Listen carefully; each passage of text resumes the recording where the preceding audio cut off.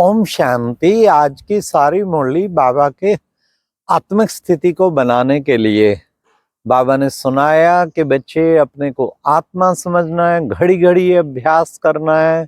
मैं आत्मा हूँ, आत्मा हूँ। हाँ, दूसरों को भी आत्मा ब्रदर समझो, भाई समझो।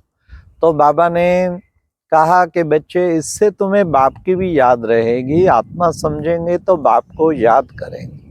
तो कैसे समझें? बार बार एक ही तरीका है। कभी भी आप कोई दिन में 2-3 घंटा फिक्स करो, जिसमें घड़ी घड़ी मैं आत्मा अब ये कर रही हूँ, मैं आत्मा जो सोच भी रहे ना, मैं आत्मा अब ये सोच रही हूँ, मैं आत्मा मुरली मंथन कर रही हूँ, मैं आत्मा मुरली मंथन सुन रही हूँ, मैं आत्मा अब बैठने का प्रयास कर रही हूँ, स्नान कर रही हूँ। मैं आत्मा आत्मा आत्मा इतना पक्का करो, दिन में सैकड़ों बार आत्मा की प्रैक्टिस होवे।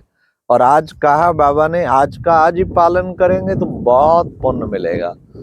इसलिए ऐसा अभ्यास करें आत्मक स्थिति का। फिर आज बाबा ने कहा कि बच्चे, ये जो बाप जो है ना, तुम बच्चे शिव बाबा, वो देखो बच्चे शांति का सागर है। अलफ पर समझाएंगे तो बाकी सब समझ में आ जाएगा। सबसे पहले तो अलफ पे देखो, आत्माओं का बाप है शिव। तो शिव बाबा को याद करना है, तभी तुम बच्चों को शक्ति मिलेगी, खुशी मिलेगी। बाबा से तुम्हारा योग लगा रहना चाहिए। फिर बाबा ने कहा कि बच्चे, ये त्रिमूर्ति गोले का चित्र सबसे मुख्य है। इस त्रिमूर्ति गोले के चित्र को, इस पर तुम्हें बार बार औरों को भी समझाना चाहिए और मुख्य मुख्य स्थानों पे लगाना चाहिए। आज बाबा ने सर्विस की भी बात बताई। आत्मा समझ के आत्मा को समझाएंगे तो बच्चे तीर लगेगा, तुम्हारी वाणी में जौहर आ जाएगा। तो जौहर आना चाहिए ना, जौहर आ जाएगा। फिर उससे बच्चे तुम औरों को भी शक्तिशाली बना पाएंगे। पूछते हैं, बाबा हम किसी को समझाते हैं, क्या हमारी समझाने में कुछ भूल है? बाबा कहते हैं हाँ, भूल है, क्योंकि तुम अपने को जो है आत्मा समझ के और बाप का अलफ का परिचय पहले नहीं देते और बातों में चले जाते हो। ये भूल है। कहीं स्ट्रेस मैनेजमेंट, माइंड मैनेजमेंट, पता नहीं क्या क्या सुनाते हैं और बाप का परिचय तो रह ही जाता है। बाप का परिचय जो है वो जरूर देना है। फिर बाबा ने कहा कि बच्चे, तुम बच्चे चार्ट रखो, अपना याद का चार्ट रखना है। चार्ट से पता लगता है हम कितना बाप की याद में रहते हैं। हर घंटे बाबा की याद का चार्ट लिखना है। फिर बाबा ने कहा कि बच्चे, तुम बच्चे कितना पुरुषार्थ करते हो, उसके अनुसार तुम बच्चों को क्या करना चाहिए? पुरुषार्थ पे सदा तत्पर रहना चाहिए। विदेही बनने का पुरुषार्थ करते और बाप की याद में रहने का पुरुषार्थ करते। आज बाबा ने कहा, ये काम विकार जो है ना बच्चे, इसका हथियार आप कैंसल कर दो, है ना। ये काम महाशत्रु, आदि मध्य अंत दुख देता है। बच्चे, इस अंतिम जन्म में बाप की मानो ना, इस अंतिम जन्म पवित्र रहो तो मैं तुम्हें 21 जन्मों की बादशाही दूंगा। तो बाबा ने आज इस पर भी जोर दिया, पवित्रता पे, कि तुम बच्चों को इस अंतिम जन्म में पवित्र रहना है। फिर बाबा ने कहा कि बच्चे देखो, तुम्हारे अंदर जो है ना, तुम्हारी सगाई अब शिव बाबा से हुई है। सगाई पक्की हो जाए ना, तो फिर बाबा ने कहा क्या होता है, घड़ी घड़ी उसकी याद आती है। ऐसी तुम आत्माओं की सगाई अब शिव बाबा से हुई है ना, तो तुम्हें भी घड़ी घड़ी उसकी याद आनी चाहिए। बाबा ने ये भी कहा, सतयुग में भी सगाई होती है, पर वहां कभी सगाई टूटती नहीं है। फिर बाबा ने कहा कि बच्चे, जितना तुम बच्चे, ए बच्चे, योग अग्नि कहा जाता है। योग अग्नि से क्या होता है, तुम्हारे जन्म जन्मांतर के विक्रम भस्म हो जाते हैं। इसलिए बच्चे, इस योग अग्नि को प्रज्वलित करो, खूब अच्छी तरह से प्रज्वलित करो। फिर बाबा ने कहा कि देखो बच्चे, विशेष तो तुम बच्चों को, सभी को मुक्ति के बाद जीवन मुक्ति में बैठना है। इसलिए तुम हो सबको मुक्ति जीवन मुक्ति का वर्षा देने के लिए। बाबा आया है मुक्ति जीवन मुक्ति का वर्षा देने के लिए।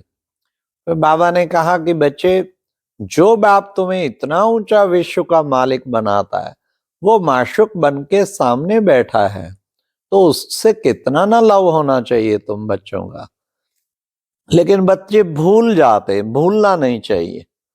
और ये देह अभिमान में रहते ना, तब तुम्हारी आंखें क्रिमिनल होती।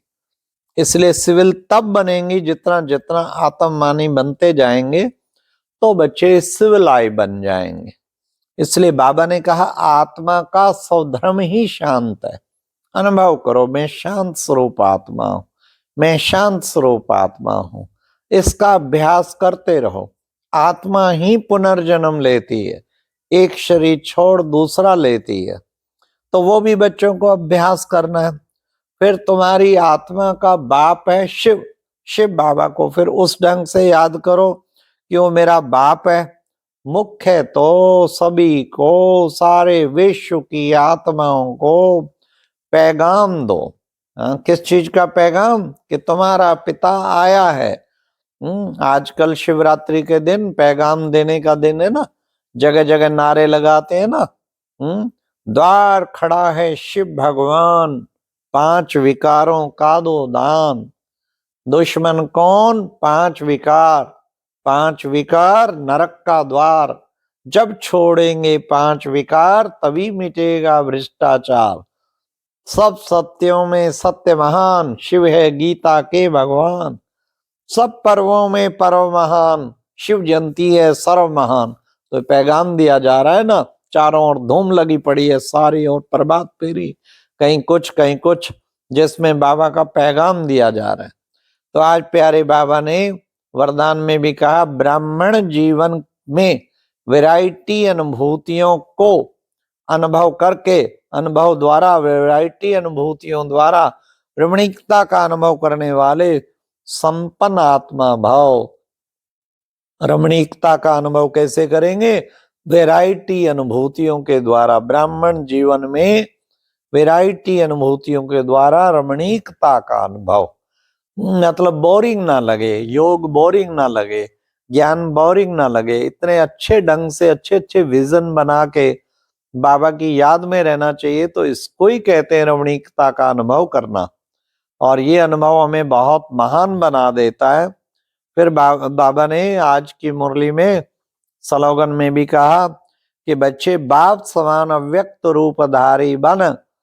क्या करना है? प्रकृति के हर दृश्य को देखो तो हलचल में नहीं आएंगे। हलचल कितनी हो जाती है जब प्रकृति का दृश्य आता। कहीं भूचाल आ गया, भूकंप आया, तो आप देखो कितनी हलचल हो जाती है। कहीं सुनामी आ गई, सबको बहा गई, कितनी हलचल हो जाती है। क्या होगा अब सोच में पड़ जाता है व्यक्ति। कोविड पीरियड में कितना जोर से कोविड चला, तो ये कितनी हलचल हो गई। इसी तरीके हर तरीके से बाबा कहते कि बच्चे भिन्न भिन्न प्रकार की हलचल में भी अचल रहना। और अचल रहने के लिए बाबा ने स्पष्ट कहा, बाप समान अव्यक्त रूपधारी बन। तुम प्रकृति के हर दृश्य को देखो तो हलचल से मुक्त अचल हो जाएंगे। ओम शांति। ये था आज की मुरली से दिल में छपने वाली गहराई की बातें। ओम शांति।